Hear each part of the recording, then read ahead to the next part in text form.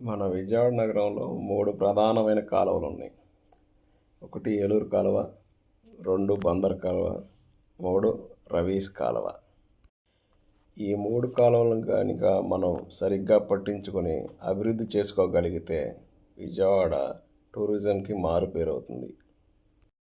ఇలాంటి సహజ సంపదను గుర్తించి అభివృద్ధి చేసుకుని ప్రపంచంలో ఎన్నో నగరాలు టూరిజం హబ్స్గా మారాయి.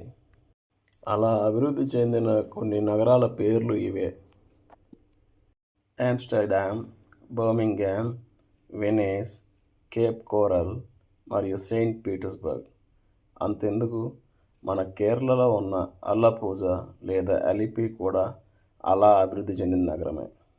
కానీ ఈ అభివృద్ధి సాధ్యపడాలంటే మొదటి అడుగు వేయాల్సింది ఈ కట్టల మీద నివసించే ప్రజలే.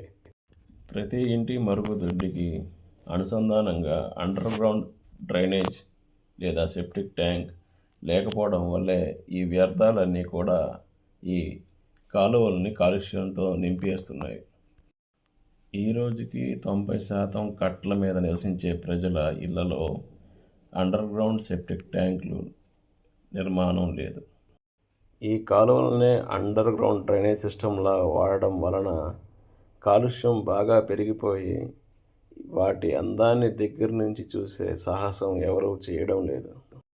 కనీసం ఈ డ్రోన్ ఫుటేజ్ చూశాక అయినా వాటి అందాన్ని గుర్తించి అభివృద్ధి చేసుకోగలిగితే మన విజయవాడ నగరం కూడా ప్రపంచంలో ప్రసిద్ధిగాంచిన టూరిజం హబ్గా మారుతుంది అనడంలో అతిశయోక్తి లేదు.